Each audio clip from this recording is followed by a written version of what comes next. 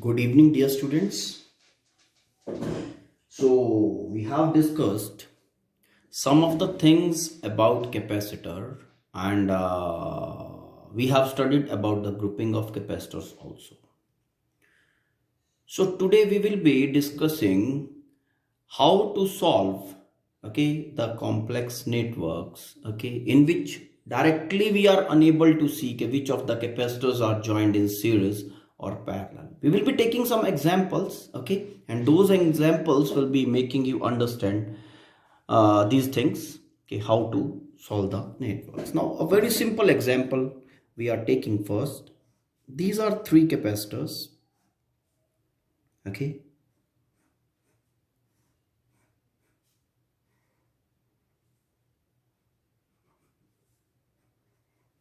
this is 20 microfarad, this is 40 microfarad, and this is 60 microfarad. Find the total capacity between A and B. This thing you are told to calculate. Okay, now देखो, अगर आपने networks वाला जो previous lecture था वो ध्यान से देखा है तो देन बड़े आराम से आप इसको एनालाइज कर लोगे कि these are the capacitors, they are joined in series, and as we know, 1 over capacity in series is equal to 1 by C1 plus 1 by C2 plus 1 by C3. Yes? Placing values, placing values, we will be getting 1 over CS is equal to 1 by 20, all is in microfarad, 1 by 40 plus 1 by 60. Now taking LCM 20, 40 and 60, the LCM will be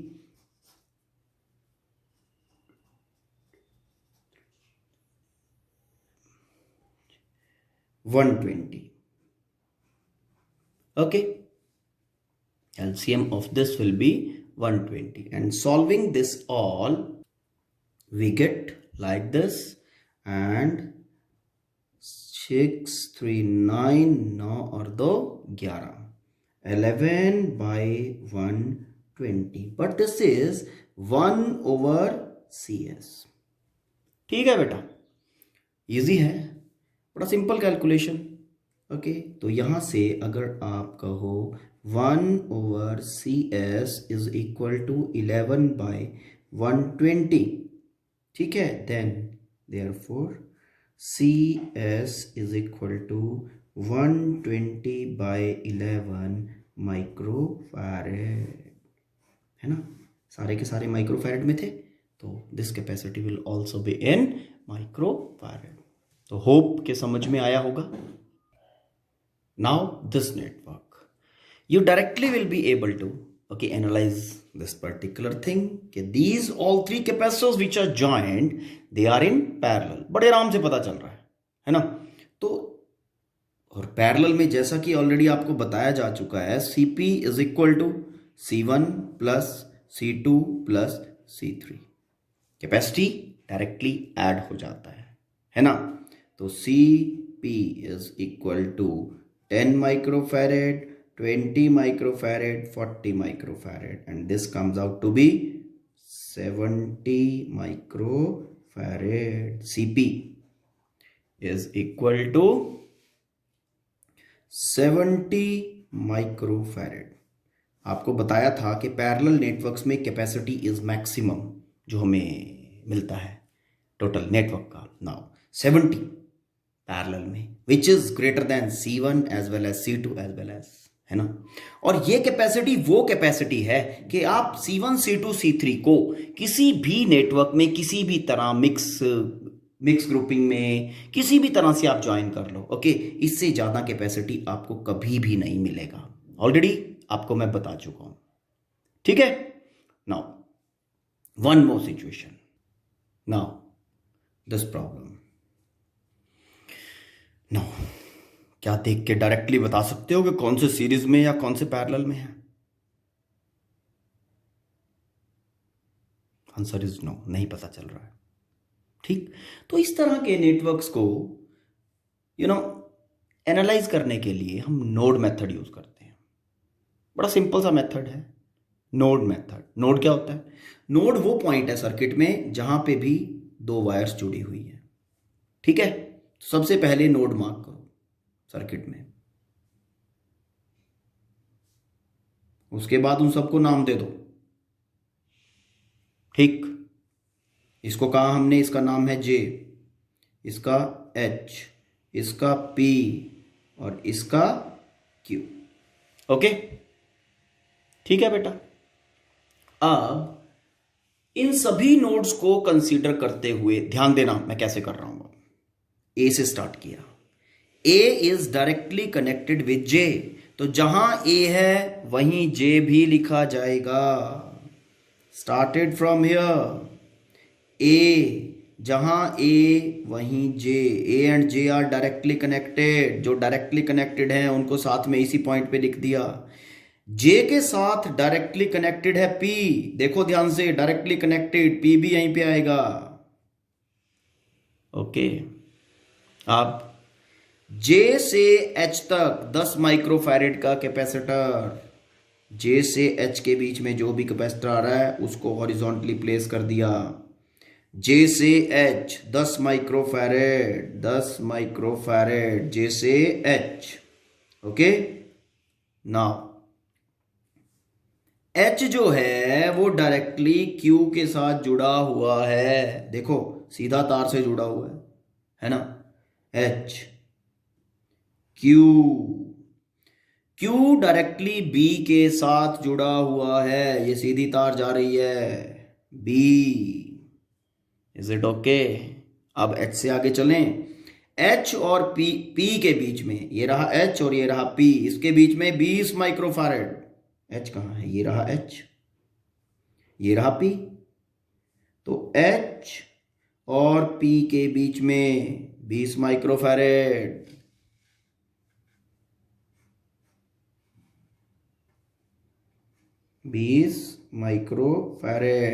ये रहा circuit में H और ये रहा P, H और P के बीच वाला capacitor ये लगा दिया।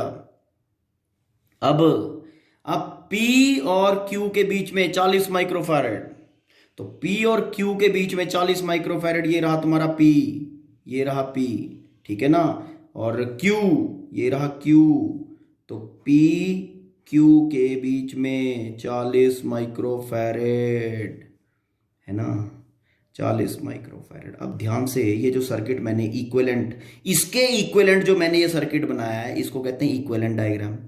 इक्विवेलेंट डायग्राम को देख के तुम्हें बड़े आराम से पता चल रहा है ना। ऊपर वाली डायग्राम को, इसको मत देखो, अब इसको नहीं देखना है। ये डायग्राम तुम्हें सीधा बता रही है जो इक्विवेलेंट है कि कौन सा कॉम्बिनेशन है, कौन से सीरीज में और कौन से पैरेलल में, तुम्हें पता चल गया होगा। यहां देखने में तुम्हें शायद एक ख्वाब आ रहा होगा, ठीक है ना, कि ये सीरीज में लगे हुए हैं शायद, पर यहां देख के वो कंफ्यूजन बिल्कुल दूर हो गई कि ये सीरीज में नहीं है, ये तीनों के तीन पैरेलल कॉम्बिनेशन में जुड़े हुए हैं। और शायद अब आप ए और बी के बीच की कैपेसिटी सीधी निकाल लोगे and you will be saying A B capacity between A B, तीनों का सम है ना। फॉर्मूला क्या था? C1 plus C2 plus C3, तो 10 माइक्रोफैरेड, 20 माइक्रोफैरेड, 40 माइक्रोफैरेड, तो सी ए बी बराबर है 10 20, ये 70 आ गया बेटा माइक्रोफैरेड, है ना। सिंपल है ना। अच्छा लगा? एक प्रॉब्लम और उठाई, देखो फिर दिस नेटवर्क। अब देखो, सबसे पहला रूल नेटवर्क सॉल्व करने का क्या होता है? बताओ। सबसे पहला रूल होता है कि सर्किट को देख के डरना नहीं है। ओके, अगर डर गए तो ब्रेन काम करना बंद। सर्किट को देख के डरना नहीं है और उसके बाद नोड मेथड अप्लाई कर देना है, बस यही 2 स्टेप हैं कोई भी नेटवर्क प्रॉब्लम सॉल्व करने के। नाउ अब नोड मार्क करूं इसके, ये देखो, ये पहला नोड रहा, ये दूसरा नोड है, ये तीसरा, ये एक और। अब क्या करना है, अब इनको नाम दें। ये लो, इसको कहा मैंने जे, इसको कहा पी, इसको कहा क्यू, इसको कहा एस, और ये बी है ये। ठीक, अब क्या करना है, अब कैपेसिटर टू कैपेसिटर ए से स्टार्ट हमें फाइंड करना है, कैपेसिटी बिटवीन ए बी, ये फाइंड करना है। ए से स्टार्ट करना है, बी पे खत्म करना है। बीच में जितने भी कैपेसिटर आ रहे हैं बस बीच में उनको कंसीडर करते चले जाना है जैसे जैसे रास्ते में आ रहे हैं। ठीक है, और कोशिश करनी है कि जैसे जैसे कैपेसिटर टू कैपेसिटर सर्किट के अंदर ज्वाइन कर रहे हो उनको हॉरिजॉन्टली प्लेस करते जाना है। कहां से स्टार्ट करेंगे, स्टार्ट करेंगे ए से। ए से स्टार्ट किया, ए और जे के बीच में 70 माइक्रोफैरेड का कैपेसिटर है। ये लो बेटा, ए से स्टार्ट किया, ए से जे के बीच में 70 माइक्रोफैरेड का कैपेसिटर है, 70 माइक्रोफैरेड। ओके, अब क्या करना है, अब देखो ध्यान से, जे और ये सीधी तार गई क्यू तक, डायरेक्टली जुड़े हुए हैं। तो जहां जे लिखना है वहीं का वहीं क्यू भी लिख देना है। ये लो जी, यहीं क्यू आ गया, दोनों इकट्ठे जुड़े हुए हैं। अब जे से पी तक 20 माइक्रोफैरेड, जे से पी तक, जे से पी 20 माइक्रोफैरेड, जे से पी तक 20 माइक्रोफैरेड। ठीक है, उसके बाद P जो है वो डायरेक्टली जुड़ा हुआ है S से, P S के साथ, देखो सीधी तार जा रही है S, जहां P वहीं S। ठीक है, P से Q तक, आप टर्मिनल पकड़ लें, P से, J से P आ चुका है, P से Q, P से Q 40 माइक्रोफैरेड, कहीं लिखा P, ये रहा P और ये रहा Q। P से Q के बीच में ये रहा Q और ये रहा P, P से Q के बीच में 40 माइक्रोफैरेड, ये लो 40 माइक्रोफैरेड आ गया, 40 माइक्रोफैरेड। ठीक है, अब P से Q के बीच में 40 माइक्रोफैरेड भी आ गया। अब उसके बाद Q से S तक 60 माइक्रोफैरेड, 60 माइक्रोफैरेड। ठीक है, P से Q से S, Q से S, कहां पे है Q, ये रहा Q और ये रहा S, Q से S के बीच में 60 माइक्रोफैरेड, 60 माइक्रोफैरेड। ठीक है, लग गया 60 माइक्रोफैरेड Q और S के बीच में, ये 60 माइक्रोफैरेड, ये रहा Q और ये रहा S, जुड़ गए। अब S से B के बीच में, S और B प्रोग्रेसिव हैं, ठीक है, कहीं किसी से जुड़े नहीं हुए, सीधे हैं। ये लो जी, ये तुम्हारा B आ गया 70 माइक्रोफैरेड। अब एक बात बताओ, इस नेटवर्क में तुम्हें डायरेक्टली नहीं पता चल रहा है कि कौन से सीरीज में कौन से पैरेलल में है, लेकिन इस नेटवर्क को देख के तुम लोग बता सकते हो कि कौन से सीरीज में कौन से पैरेलल में है ना। कहाँ से शुरू करेंगे इसको सॉल्व करना, ये तीनों डायरेक्टली मुझे नजर आ रहे हैं कि इन टर्मिनल्स के बीच में, मतलब इन टर्मिनल के बीच में ये तीनों पैरेलल में लगे हुए हैं। इन तीनों का एक बना दो। इन तीनों का एक कैसे बनेगा, तीनों पैरेलल में है तो डायरेक्टली तीनों का सम कर दो, C1 plus C2 plus C3। ठीक, ओके, कैसे किया, तो इसका C बिटवीन JP कह दो, C JP, J रहा P रहा, ठीक है, कितना बनेगा 60 प्लस 20 प्लस 40, कितना बन गया 6 2 8 और 4 12, 120 माइक्रोफैरेड। ठीक है बेटा, अब तुम्हारे पास क्या सिचुएशन क्रिएट हो गई वो देखो। ये तुम्हारा A से J की तरफ, मतलब यही वाला टर्मिनल आ गया, ये 70 माइक्रोफैरेड आ गया तुम्हारा माइक्रोफैरेड। फिर इन तीनों की जगह पे एक अकेला 120 माइक्रोफैरेड वाला कैपेसिटर काम चलाएगा, है ना, तीनों के बराबर काम करेगा, जो 120 माइक्रोफैरेड आ गया, 120 माइक्रोफैरेड। अब ये 120 माइक्रोफैरेड तीनों को रिप्लेस कर दिया अकेले कैपेसिटर ने। ठीक है, उसके बाद फिर से ये तुम्हारा इस और इस टर्मिनल के बीच में 70 माइक्रोफैरेड। हाँ जी, क्या विचार है, ये आ गया P तुम्हारा, ये तुम्हारे बीच में यहाँ पे PS है, ओके, और यहाँ पे ये JQ है। बताओ जी सर्किट बराबर है कि नहीं, सेम नजर आ रहा है, ओके।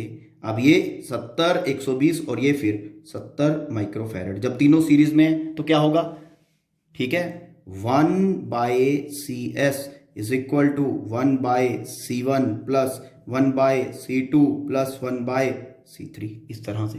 ठीक है, अब क्या बनाइए, 1/CS इज इक्वल टू 1/70, 120 और 1/70। अब क्या करोगे, अब इसको सॉल्व कर लें। ठीक है, ओके, इसको सॉल्व करके कैसे होगा वो देखो।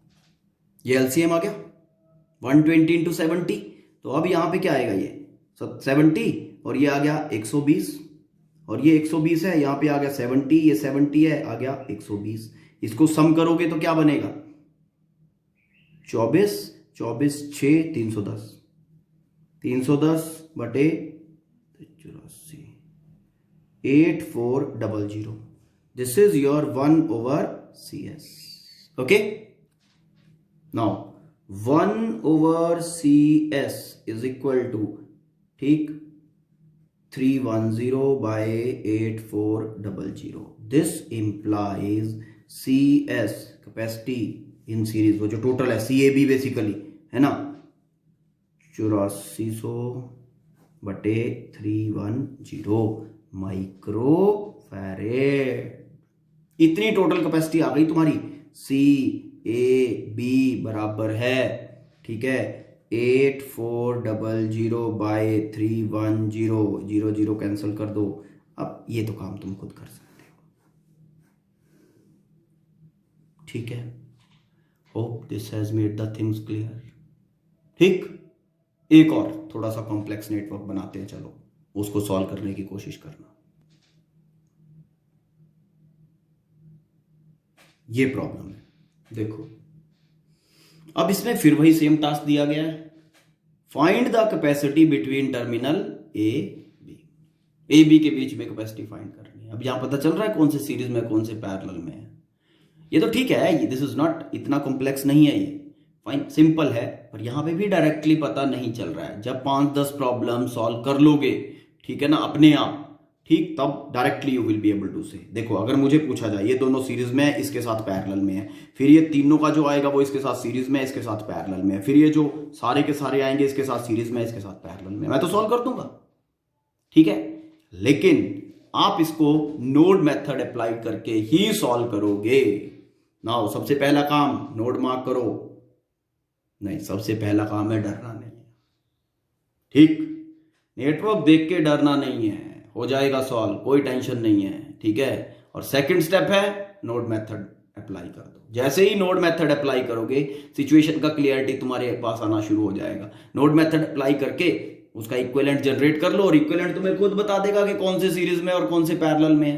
ठीक, चलो तो ये नोड मार्क किया, एक ये मार्क कर दिया, एक ये रहा, बस चलो ठीक है, JHP, बस 3 में ही काम चल गया है। तो चलो अब इसका इक्विवेलेंट बनाना है भाई। अब इसके इक्विवेलेंट कैसे बनेगा वो देखो, कहां से शुरू करेंगे, ए से शुरू करेंगे। ठीक है, ए से जे, सीधा सीधा लगाते चले जाओ, जे से एच, एच से पी, बी से बी, पहुंच गया एंड टर्मिनल पे। ए से शुरू किया, बी पे खत्म हो गया। फिर उसके बाद ए से बी ये C1 ज्वाइन करो, ठीक है, जुड़ गया। उसके बाद फिर ए से स्टार्ट करके एच ये लगा दो, फिर ए से पी तक इसको लगा दो, काम खत्म। देखो कैसे करूंगा, दो भाई, ए से शुरू किया, ये ए से शुरू कर दिया जी, ए से शुरू किया, ए से जे तक, ए से जे तक, ठीक, ए से जे तक, ये रहा, ए से जे तक C2 है जी, ये हमने भी जी C2 लिख दिया। ठीक है, जे से एच तक C3 है, जे से एच तक C3 है, C3 है, एच से पी तक C4 है, एच से पी तक C4 है, पी से बी तक C5 है, पी से बी तक C5 है। ठीक है, पी से बी तक C5 आ गया, यहां तक का काम खत्म। अब उसके बाद ये देखो सबसे नीचे ए से बी तक सीधा। ए कहाँ पे है, ये रहा ए से बी तक बिल्कुल सीधा, ये लो कनेक्टेड। ठीक, इस तरह से ए से बी तक, ए से बी तक, ए से बी तक है C1, ये लो जी C1। ठीक, ओके। उसके बाद ये रह गया कैपेसिटर ए से एच तक, ए से एच तक आ गया C6, ए से एच, ए देखो कहाँ पे है, ये रहा ए और ये रहा एच, ए से एच तक ये ए से करके शुरू, एच तक लगा दो बेटा, ये तुम्हारा एच आ गया, ए से एच तक। ओके, ए से एच तक है C6, ये आ गया C6। उसके बाद ये ए से पी वाला रह गया, ए से पी वाला जो है वो है C7, ए से पी तक C7, ये जोड़ देते हैं एक और, ए से पी तक C7। लो जी, साथ के साथ कैपेसिटर लग गए।